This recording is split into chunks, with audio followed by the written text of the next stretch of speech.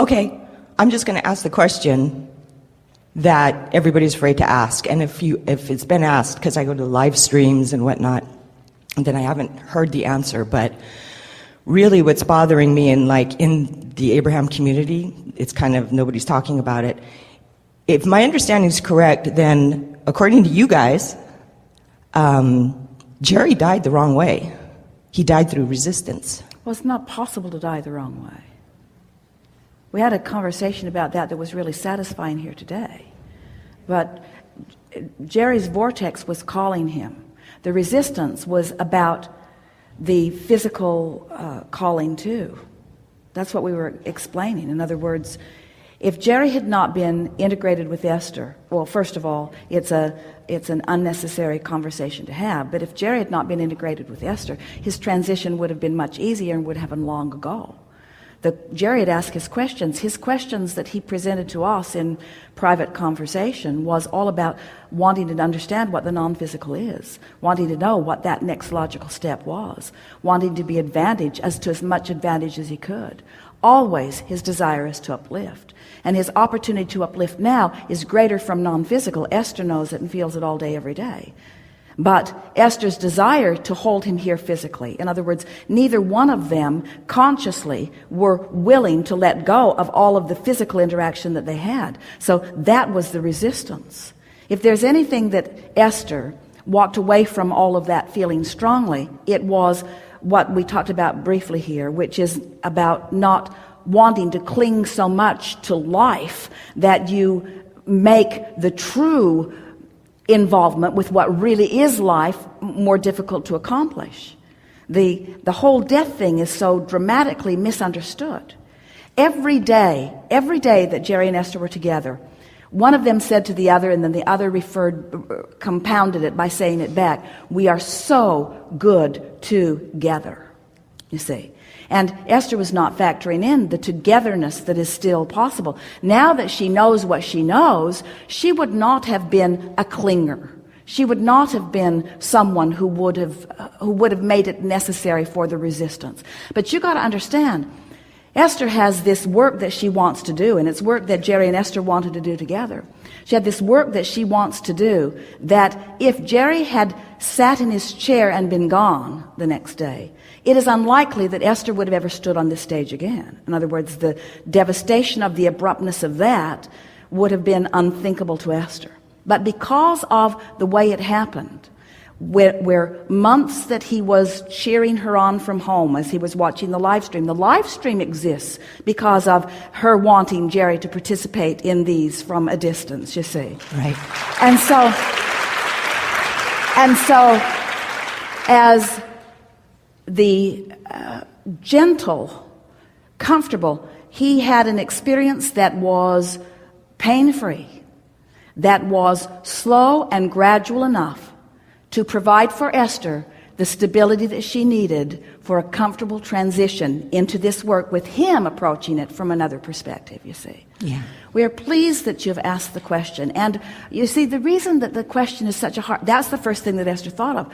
Why in the world would something like this happen to us? Right. And now her response is, why in the world would something like this happen to us?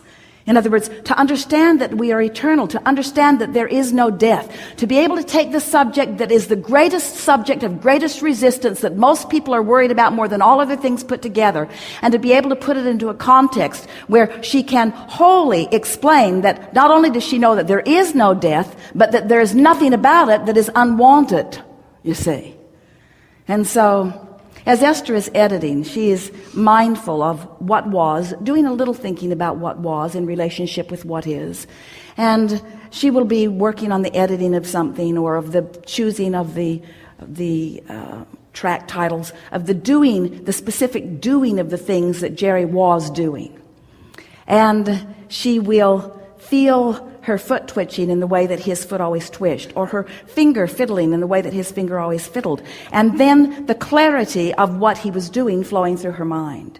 And she will think, When we were together, you were in that end of the bus, I was in that end of the bus, or you were in that room and I was in that room, or you were on that porch and I was on that porch, or we were together and we were rendezvousing on occasion all through the day because they spent all of their time in near proximity with one another. But never have I experienced the deliciousness of you knowing exactly what I'm doing while I edit. He never sat and watched her edit a recording. He never knew what that process was. He was never integrated with her thought by thought, mind by mind. In other words, the togetherness that they were all talking about, that the two of them were talking about, is more profound and more satisfying today than it has ever been. And it's hard to hear it was hard for Esther to accept at first. But once she stopped looking for Jerry where he wasn't and started looking for him where he is, which is in every step she takes, which is in every thought she thinks, which is in every bite she eats, which is in every physical experience that she experiences,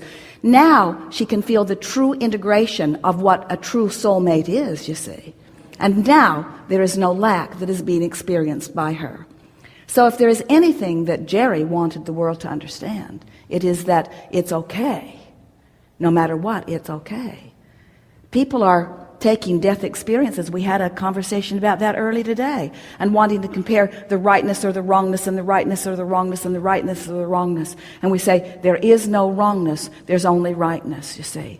And ultimately, and Esther didn't like this hearing this from us at the moment in time that she heard it, but she understands it fully now. As she said, Abraham, I can see what's happening, and I want you to know that I like it not one bit. And we said to her, we know, but you don't get to vote on this. In other words, this is between Jerry and his source. This is between Jerry and his purpose for being. This is between Jerry. And you have an option, Esther. You can experience it in joy, or you can experience it in pain. She chose joy.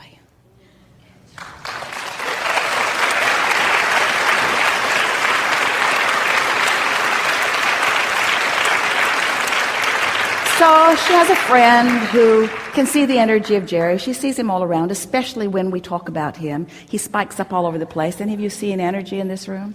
He's all around, you see. He's all around. And his broader view makes him available to everyone. In other words, people all over the planet receiving clear thought from Jerry, because he is their touchstone into non-physical currently. Not the only one, of course, but their touchstone into non-physical. He is appreciating your fleshing this out.